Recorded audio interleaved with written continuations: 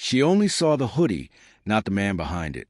In her eyes, he didn't belong, not in that seat, not in first class, not even in her idea of equality. One moment, a routine boarding. The next, a public humiliation broadcast of thousands. Cameras rolled as whispers turned into judgment, and judgment into something darker. But what she didn't know, what no one on that flight knew, was that the man she was trying to push out his seat didn't just buy the ticket. He owned the entire airline. If she had known who he really was, she might have stayed silent. But it was already too late. Marcus Washington lived his life at 30,000 feet, from boardrooms to private terminals. He was a face of quiet power, the man who built an empire from nothing but vision and endurance. Yet, beneath the tailored suits and executive calm, Marcus carried a memory of every time he'd been mistaken for less. It didn't anger him anymore. It focused him. That morning, his flight wasn't just another trip. It was the start of a new chapter, a merger meeting in New York, a company expansion, another milestone in a career defined by discipline. He chose to travel like any other passenger. No entourage, no announcement, just a seat on his own airline. To him, it was a reminder of where he came from. To others, it would soon become a test of everything he stood for. He didn't know that before the wheels left the ground, his name, his seat, and his dignity would all be challenged in front of the world. But what began as a quiet flight was about to turn into a public reckoning no one on board would ever forget.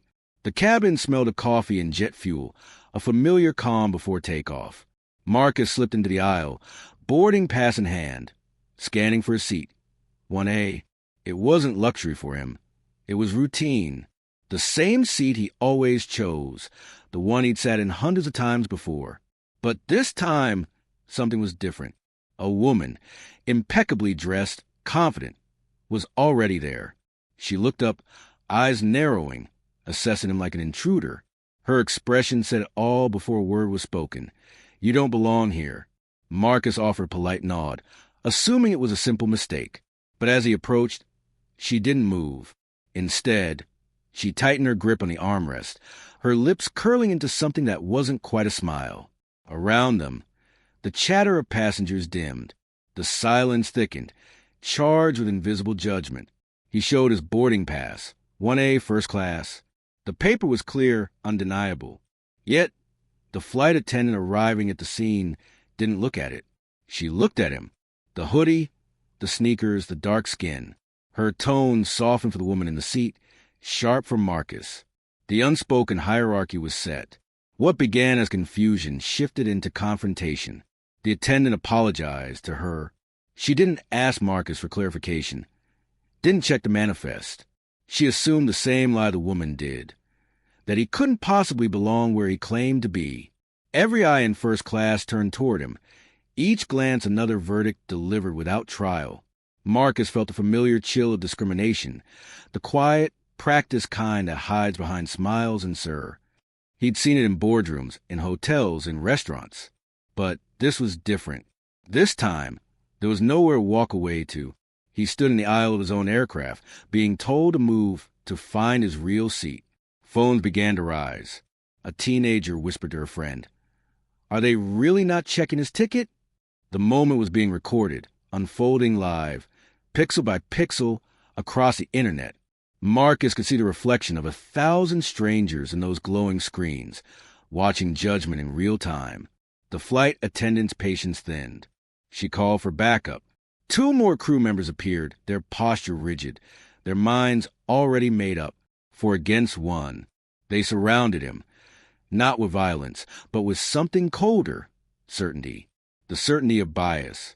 "Sir, please comply," one said, his hand hovering near his radio. "We can't delay the flight." Marcus stood calm, his composure carved from years of discipline. The calm of a man who's been here before. Different faces, same story. He knew that raising his voice or even tensing a muscle would feed their narrative. So he did the one thing they weren't prepared for. He waited. Passengers began whispering louder now, tore between discomfort and disbelief. Some averted their eyes. Others filmed openly, their fingers trembling with anger or fear. The woman in the seat crossed her legs, smiling as if she'd already won. The attendants moved closer, one announcing they'd call security. Marcus didn't flinch. Instead, he pulled out his phone, not to record, but to open an app. The Delta Airlines logo pulsed on his screen, a familiar interface only a few in the world had access to. He tapped, scrolled, and waited. The cabin buzzed with tension. "What's he doing?" someone whispered, probably pretending to complain. Another laughed quietly. "He's about to get escorted off." The humiliation was public now, each passing second magnifying the injustice. But Marcus knew the truth would surface. It always did, just never fast enough. The flight crew radioed for security. 2 officers began walking down the jet bridge toward the aircraft. The woman in 1A leaned back in satisfaction, mistaking silence for surrender. Around her wrist, her diamond bracelet glittered beneath the cabin lights, a cruel symbol of privilege uninterrupted. The first officer stepped onto plane. He looked between Marcus and the crew, hearing their version first, their carefully rehearsed script about a disruptive passenger. Then he asked for the boarding pass. The crew rolled their eyes. "It's fake," one muttered. But when the officer examined it, his brow furrowed. Something didn't add up. He glanced at Marcus's phone, where the app was still loading, a faint reflection of corporate credentials flickering on the screen. The crew didn't notice yet. They were still talking, still justifying, still building their wall of excuses. The tension was unbearable now. Every second stretched like wire ready to snap. The woman in 1A cleared her throat, tried to reclaim control of the story. "Can we please remove him so we can depart?" she asked. Her voice was sharp, impatient. Marcus finally looked up from his phone, his expression unreadable. Calm, steady, powerful. The kind of calm that only comes before revelation. The officer's radio crackled, his partner's voice faint. "We got confirmation from corporate. Stand by." A ripple of confusion spread through the aisle.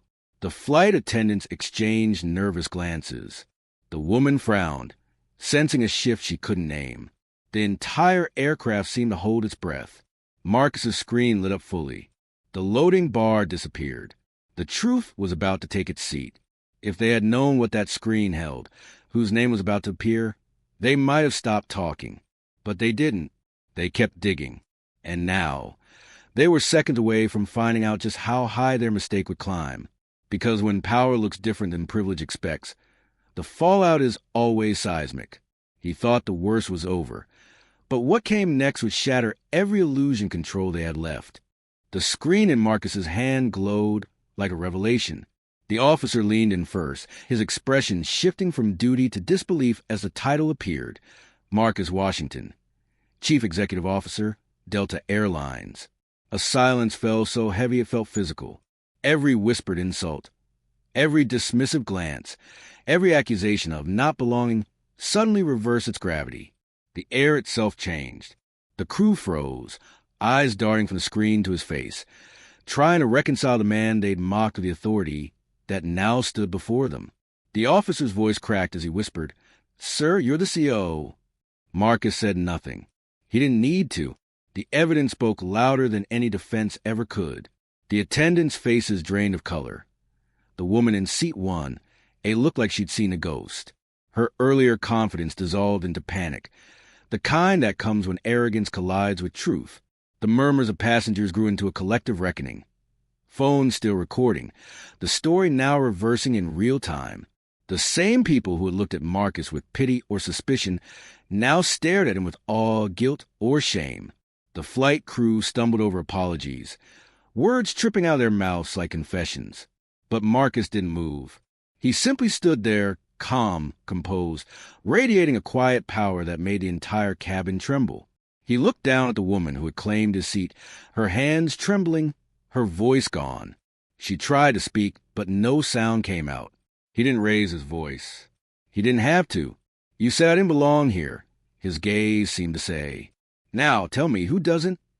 The woman's eyes filled with tears, and for the first time, she saw what her assumptions had cost her.